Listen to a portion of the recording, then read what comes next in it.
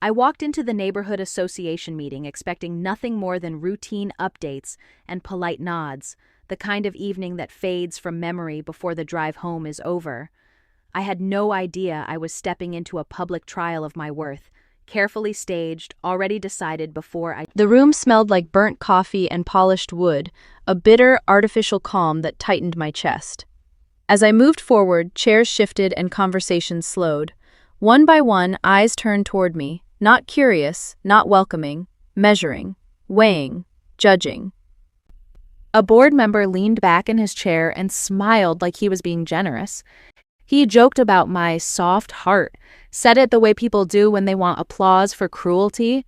Laughter followed immediately, too quick, too practiced, setting the tone that I was here to be dismissed, not heard. Then someone else took it further, louder, clearer. He said I was emotionally weak, wrapping the insult in fake concern, like he was diagnosing a flaw instead of exposing his contempt. The word hung in the air, heavy and deliberate, stripping me of dignity while pretending to protect me. I felt heat crawl up my neck, slow and unforgiving, as whispers rippled across the room. I didn't need to hear the words to know what they were saying. Their faces told me everything: amusement, pity, superiority. I tried to speak. I opened my mouth, steady at first, but my voice never stood a chance. I was interrupted mid-sentence, talked over, redirected, minimized. Each interruption landed like a hand pressing me back into my chair, reminding me where they believed I belonged. The lights dimmed slightly as the projector flickered on.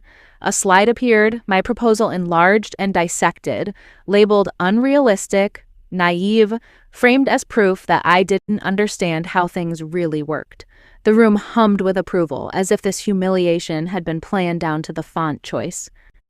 Out of the corner of my eye, I noticed phones discreetly raised, not openly, not bravely, just enough to capture my expression, my stillness, my defeat, for later gossip, for private jokes I would never hear, but would somehow always feel. Then I saw my nephew.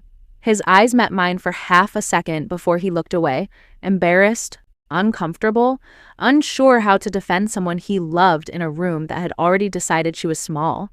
That glance hurt more than the laughter, more than the word weak. I sat down slowly, not because I was defeated, but because I refused to give them the satisfaction of watching me break. My pulse roared in my ears, loud enough to drown out the room, loud enough to remind me I was still standing, even if they couldn't see it. The meeting adjourned with smirks and casual chatter, chairs scraping back like nothing important had happened. I walked out carrying the weight of every look, every word, every raised phone. They left believing I was exposed, diminished, underestimated. And that was the only mistake they made that night. I remember immigrating years earlier, stepping into a country that promised opportunity but demanded proof of strength in ways no one explained. I taught myself resilience through survival, not shouting. I learned quickly that raising your voice didn't guarantee respect, but endurance kept you standing when everything else tried to push you down. Memories of raising my sister's children after her passing flood back without warning. Long nights, small hands clutching mine, school lunches packed with care instead of money. Every sacrifice was quiet, invisible, forged in responsibility rather than praise. I became their stability while pretending I didn't feel the weight of it crushing my chest. At work, I was labeled too gentle. It was said with polite smiles and closed-door conversations. Promotions passed me by while louder voices climbed ahead, rewarded for confidence I was never allowed to display.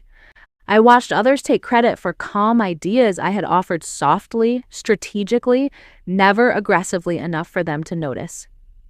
My marriage surfaces in my mind like an old scar. It ended the moment my trust was mistaken for weakness. I believed in partnership, in patience, in honesty. He believed power came from control. When I refused to fight the way he wanted, he decided I was easy to discard. Over time, I learned to observe people rather than confront them. I studied patterns, pauses, contradictions. I learned when silence made others careless, when stillness invited underestimation. I stopped wasting energy proving myself to those who only respected noise.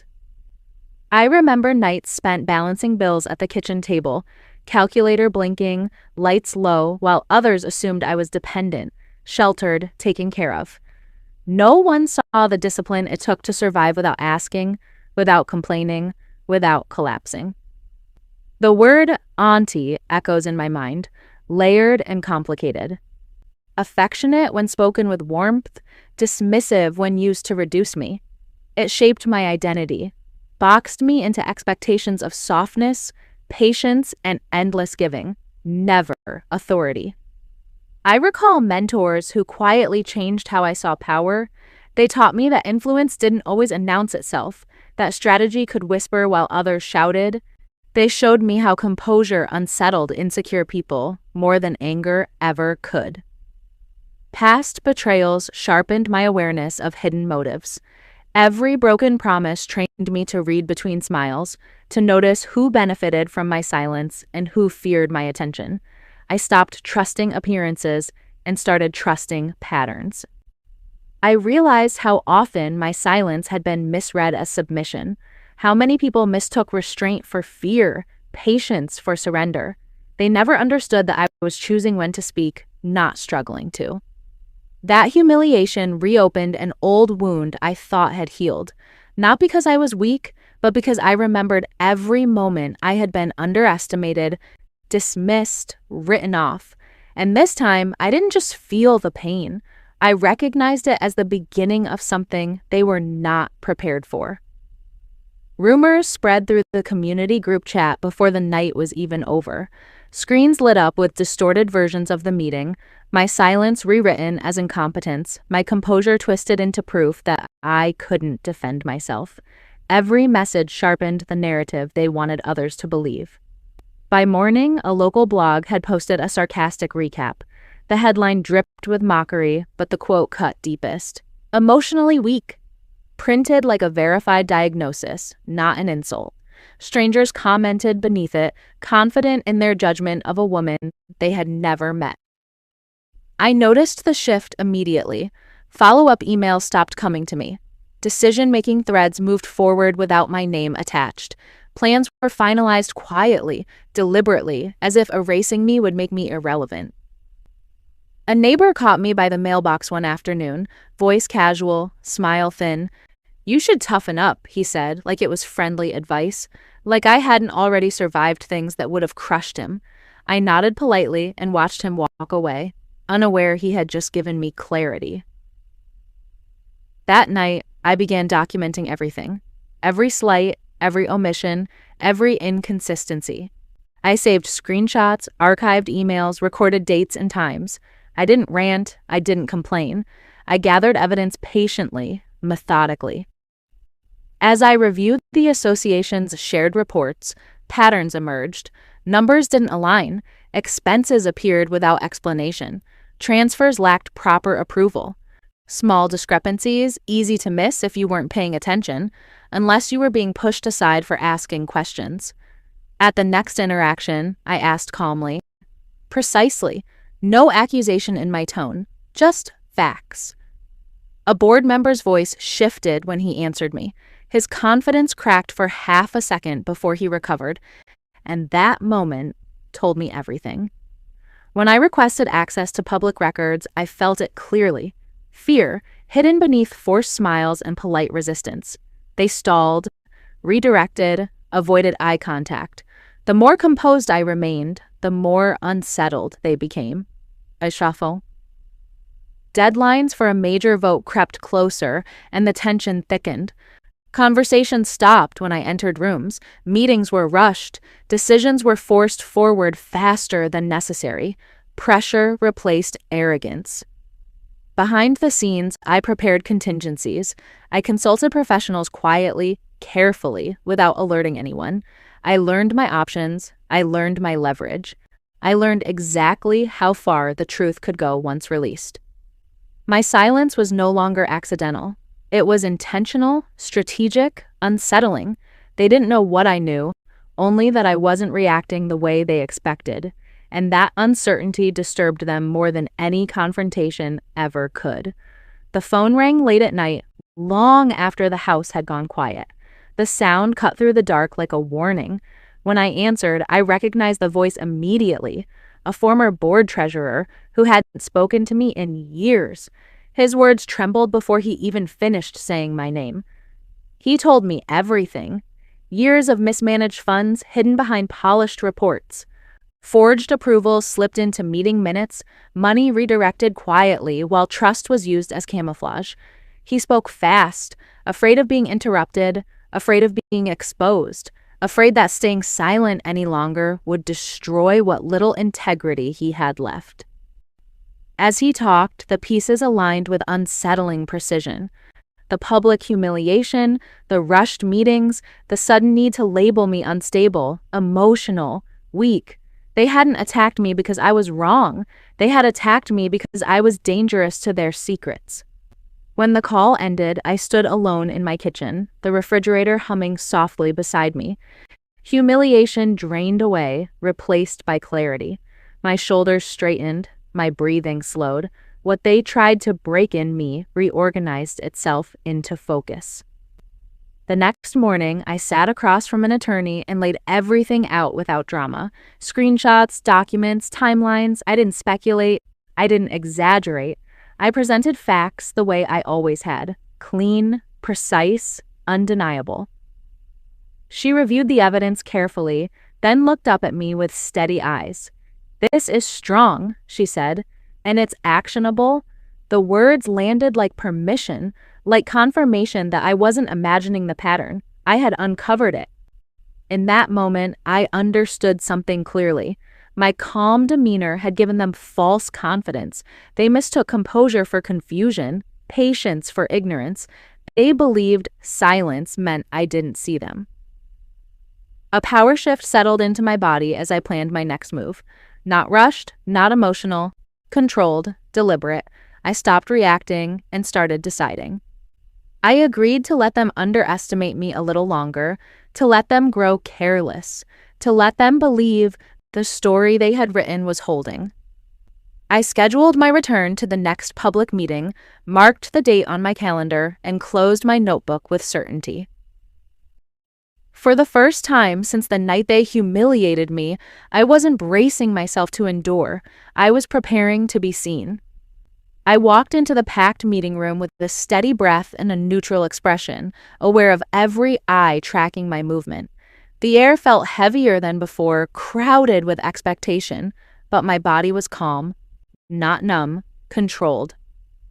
The same board members smirked when they saw me, exchanging quick glances that said they were ready for another easy dismissal.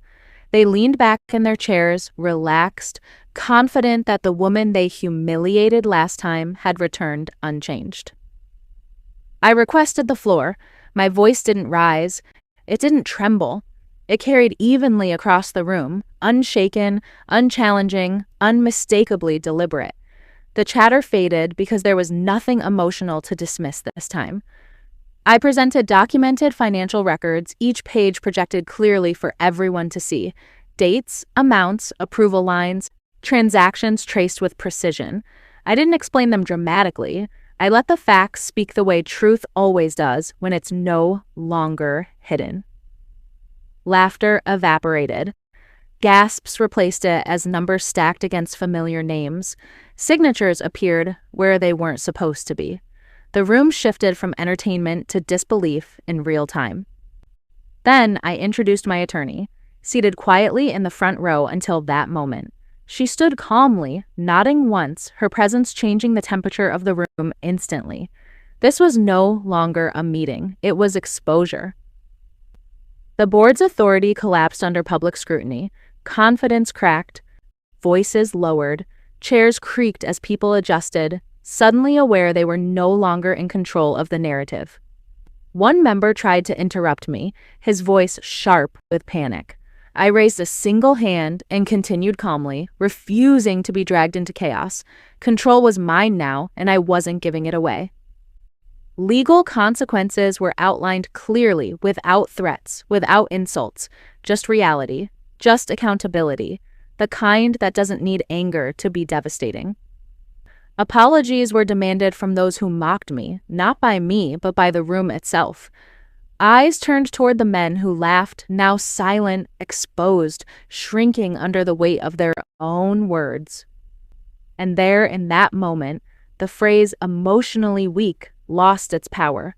What they had mistaken for fragility was revealed as emotional discipline. What they tried to humiliate was the very thing that dismantled them, quietly, publicly, completely. Within weeks, board members began to resign or were formally removed, one by one, their authority dissolving as quietly as it had been abused. The same names that once dominated meetings now appeared in brief announcements, stripped of influence, reduced to footnotes.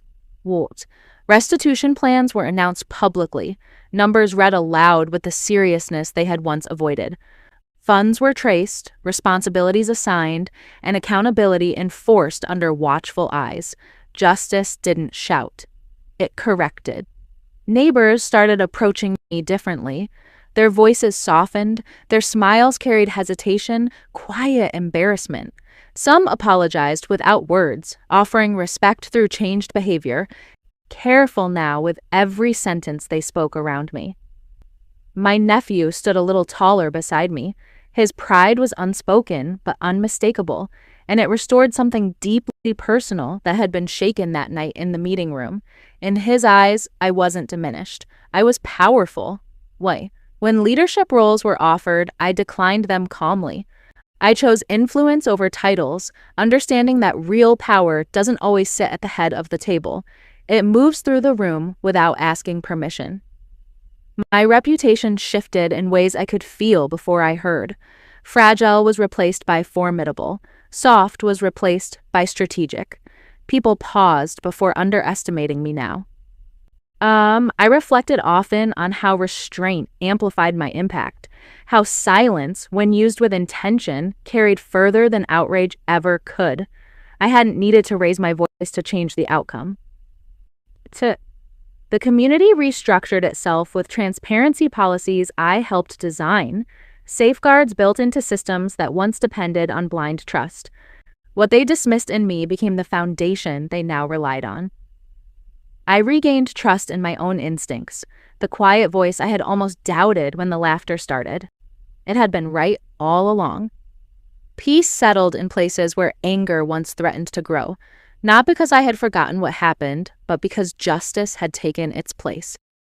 If you're listening to me right now, I want you to remember that first sting of humiliation, the moment someone looked at you and decided you were small.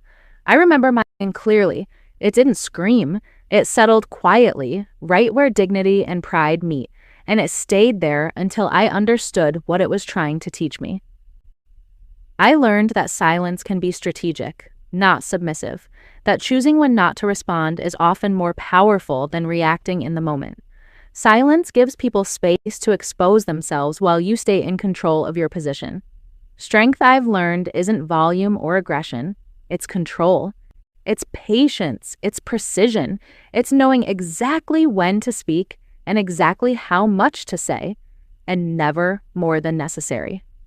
Not all victories are loud. Some happen in rooms where no one raises their voice. Some are measured in shifts of power, in accountability enforced, in respect that arrives late but stays. I won't pretend the pain of being underestimated doesn't cut deep. It does. Being dismissed leaves marks that don't show on the surface, and pretending otherwise only hands power back to those who misjudged you. To those of you who watch quietly, who listen carefully, who feel overlooked, I see you. Document what happens, prepare without announcing yourself, endure without losing who you are. Your moment doesn't need an audience until it matters. What people call revenge, I call justice. Not cruelty, not humiliation for its own sake, just balance restored, truth revealed, and consequences earned. If you have your own story of quiet power, of restraint that turned into strength, I invite you to share it. These stories deserve to be heard. Thank you for listening to mine. And remember this, Always, never mistake softness for weakness.